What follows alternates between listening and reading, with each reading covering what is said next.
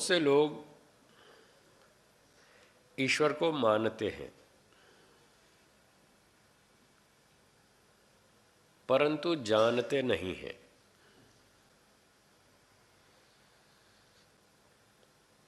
कुछ लोग जानते हैं, वो मानते नहीं हैं।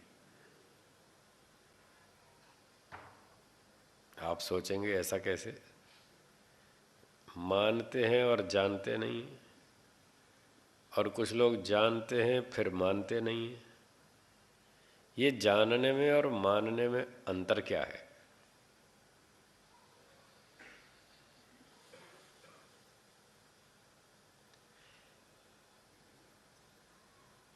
कुछ लोग ईश्वर को मानते हैं। अगर उनसे पूछा जाए कि क्या आप भगवान की सत्ता स्वीकार करते हैं, तो वो कहेंगे हाँ, हम भगवान की सत्ता को स्वीकार करते हैं, हम ईश्वर की सत्ता को मानते हैं। ये तो हुआ मानना, सत्ता को मानते हैं। फिर आप उनसे पूछें, अच्छा बताइए, जब आप भगवान को मानते हैं, ईश्वर को मानते हैं, तो वो कैसा है, कहाँ रहता है, क्या काम करता है, कुछ इस बारे में बताइए। तो इस बारे में वो नहीं बता पाएंगे। भगवान कैसा है, कहाँ रहता है, क्या करता है, हमारा उससे क्या लेना देना है, क्या संबंध है, इस बारे में नहीं बता पाएंगे। तो इसका अर्थ हुआ कि वो जानते नहीं हैं। हाँ जी, मैं धारावाही प्रवचन नहीं देता, मैं तो बातचीत करता हूँ। तो मैं बातचीत ही करूँगा और आपसे पूछता जाऊँगा, आपको समझ में आ रहा है या नहीं आ रहा? आ रहा है समझ में? जानते हैं और मानते हैं, दोनों में मैंने थोड़ा सा अंतर बताया। जो लोग कहते हैं हम ईश्वर को मानते हैं, उसकी सत्ता को स्वीकार करते हैं, जो सत्ता को स्वीकार करते हैं वो मानते हैं, ये तो ठीक हो गया। पर वो ये नहीं बता सकते कि भगवान एक है, दो हैं, चार हैं, 10 हैं, 20 हैं, भगवान कहाँ रहते हैं, क्या करते हैं, क्या हमारा उनसे संबंध है, क्या लेना देना है, इस बारे में वो कुछ नहीं बता सकते। तो इसका अर्थ है कि वो जानते नहीं हैं। तो पहली बात समझ में आई, मानते तो हैं पर जानते नहीं हैं। इतनी बात समझ में आ गई? हाँ या ना? हाँ, मेरे साथ बोलते रहिएगा, नहीं तो नींद आएगी। और मैं हूँ अध्यापक, मैं सोने नहीं देता विद्यार्थियों को, उनको जगाता रहता हूँ और बात पूछता रहता हूँ, सोने नहीं देता। तो ये थी पहली बात, जो लोग भगवान को मानते हैं पर जानते नहीं। अब दूसरे लोग ऐसे हैं जो भगवान को जानते तो हैं पर मानते नहीं। उनसे आप पूछें कि भगवान कितने हैं, 1, 2, 5, 10, 20, तो जवाब देंगे भगवान एक है। फिर आप पूछेंगे अच्छा वो एक भगवान कहाँ रहता है, तो कहेंगे सब जगह रहता है।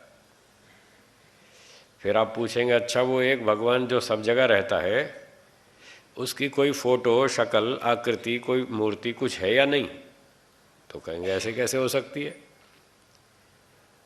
जो वस्तु सब जगह रहती हो उसकी शक्ल कैसे हो सकती है? या आप में से कोई जानता हो तो बताए, कोई वस्तु ऐसी बताइए जो एक ही वस्तु हो, सब जगह रहती हो और उसकी शक्ल भी हो। कोई है ऐसी वस्तु? नहीं है। आपने भी कहा नहीं है, वो भी कहते नहीं है। ऐसी कोई वस्तु नहीं है जो एक ही हो, सब जगह रहती हो और उसकी शक्ल भी हो।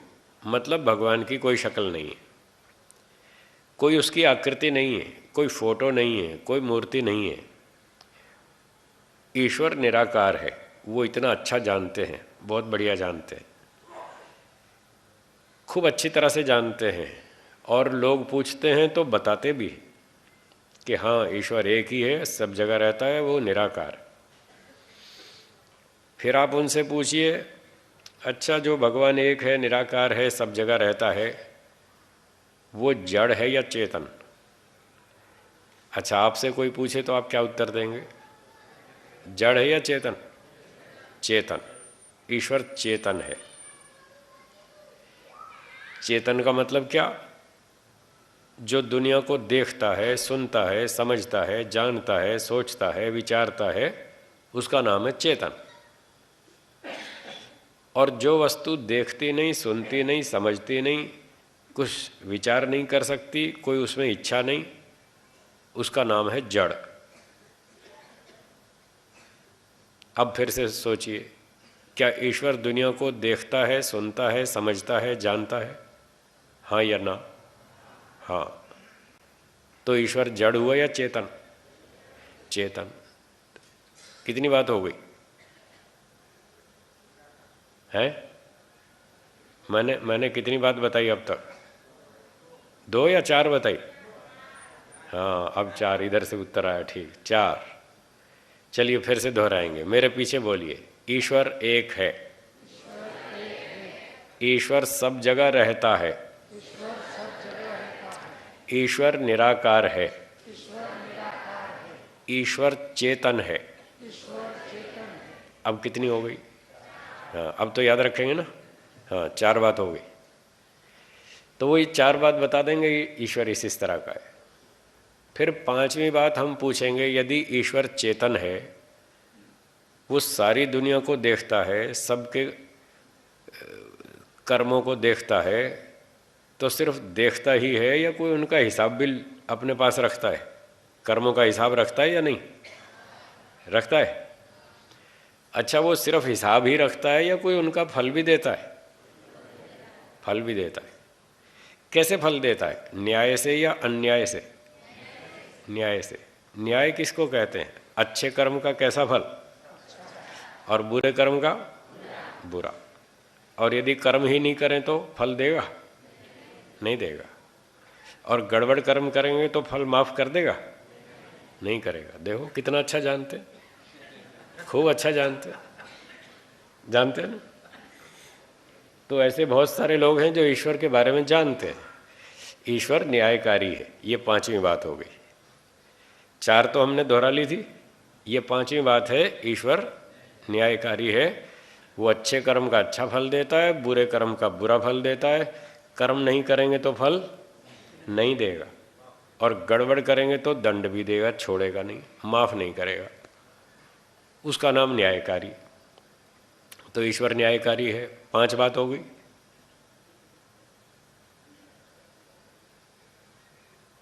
यदि ईश्वर न्यायकारी है, यदि ईश्वर चेतन है, यदि ईश्वर सब जगह रहता है, सबको देखता है, सबके कर्मों का हिसाब रखता है, ठीक न्याय से फल देता है, तो क्या हमें गड़बड़ करनी चाहिए? हाँ या ना? नहीं करनी चाहिए। क्या गड़बड़ करनी छोड़ दी? हाँ या ना? ना। इसका मतलब हम भगवान को नहीं मानते।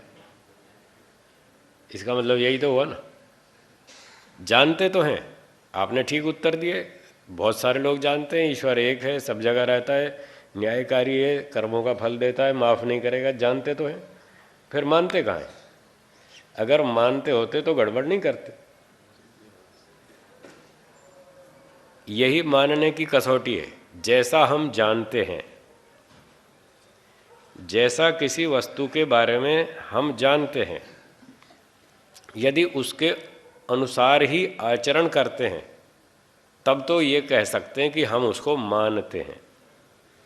यदि जानते कुछ और हैं और करते कुछ और हैं, तो इसका अर्थ है कि हम उसको नहीं मानते। जैसे ये बिजली की तार है, उदाहरण के लिए, ये उदाहरण मैं बहुत जगह पर देता हूँ, बड़ा सटीक उदाहरण है, बहुत जल्दी समझ में आता है, इसलिए ये उदाहरण मैं बार बार सुनाता हूँ लोगों को। ये जो बिजली की तार है, इसमें 220 वोल्ट का करंट है। अगर इसको छू देंगे तो क्या होगा? आप जानते हैं? जानते हैं क्या होगा? करंट लगेगा, हानि होगी, मारे जाएंगे। जानते हैं। तो क्या आप इसको छुएंगे? नहीं। एक बार प्रयोग करके तो देखो, एक बार भी नहीं। इसका मतलब आप मानते हैं, जैसा जानते हैं वैसा ही करते हैं। इसको बोलते हैं कि हाँ आप मानते हैं कि इसमें करंट है, ये मार डालेगा। इसको कहते हैं मानना। तो ये तो आपको समझ में आ गया कि बिजली की तार छुएंगे तो नुकसान हो जाएगा, ये तो आपको समझ में आ गया और आप मानते हैं। कितना अच्छा समझ में आया? 100% या 80%? 100%। 100% समझ में आ गया कि बिजली की तार छुएंगे तो करंट लगेगा, नुकसान होगा। पर क्या इतना अच्छा 100%, 100%, क्या ये बात समझ में आई कि हम गलती करेंगे तो ईश्वर दंड देगा? हाँ या ना? ना, ये समझ में नहीं आया।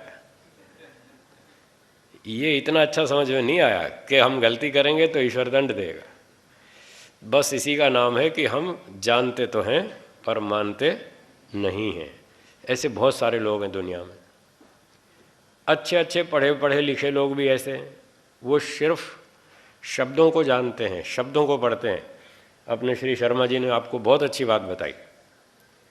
इनकी बात पता नहीं लोग समझ पाए या नहीं समझ पाए, इन्होंने बहुत गहरी बात कही शुरू शुरू में कि जो बढ़िया गरम अच्छा मलाई वाला दूध है, अगर गंदे बर्तन में डालेंगे तो क्या वो पीने लायक रहेगा? नहीं रहेगा ना। इन्होंने बात दृष्टांत मोटा सा दिया, लेकिन बात बहुत अच्छी थी और गहरी बात थी। वो यही कहना चाहते थे कि ये 4 वेद बहुत बढ़िया दूध है, बहुत बढ़िया गर्म किया हुआ मलाई वाला, स्वास्थ्यवर्धक, बुद्धिवर्धक, बहुत बढ़िया दूध है। और मैं आपको ये दूध 4 दिन 3 दिन तक पिलाऊंगा, पर कम से कम अपना बर्तन तो साफ करके लाना, अपना बर्तन साफ करके लाना, नहीं तो ये सारा दूध बेकार जाएगा। तो श्री शर्मा जी ने बहुत अच्छी बात कही आपको संकेत रूप में। तो अपना बर्तन साफ करें, मन को शुद्ध करें, तो ये सारी विद्या आपको बहुत लाभ देगी, आपका कल्याण होगा। वेदों की बात आज कहाँ मिलती है सुनने को? कितने ही लोग देश में ऐसे हैं, अपने ही देश में, विदेश की तो बात छोड़ दीजिए, अपने ही देश में ऐसे लोग हैं करोड़ों की संख्या में, जिन्होंने वेद का नाम भी नहीं सुना आज तक, वेद का शब्द भी नहीं सुना आज तक। वेद होता क्या है? करोड़ों व्यक्ति ऐसे हैं। और करोड़ों की संख्या में ऐसे लोग हैं जिन्होंने वेद का नाम तो सुन लिया कि वेद कोई चीज़ होती है, कोई पुस्तक होती है, वेद कोई बड़ी धार्मिक पुस्तक है, वेद सबसे ऊंची पुस्तक है, वेद बढ़िया से बढ़िया ग्रंथ है, इतना तो उन्होंने सुन लिया। पर वेद की पुस्तक कभी देखी नहीं, वेद की पुस्तक होती कैसी है, पुस्तक का दर्शन नहीं किया आज तक। ऐसे करोड़ों व्यक्ति। पर आपको यहाँ बहुत अच्छा सौभाग्य मिला है, बहुत अच्छा लाभ मिल रहा है। सबसे पहले आपके सामने यहाँ 4 वेद दिखा रखे हैं, वेद की पुस्तक का दर्शन कर लीजिए। ये आपके सामने पुस्तक दिखाई गई, वेद का नाम भी आपने सुना, पुस्तक का दर्शन भी किया। और कुछ लोग हिम्मत वाले होंगे तो बाहर से वेद खरीद के ले जाएंगे अपने घर,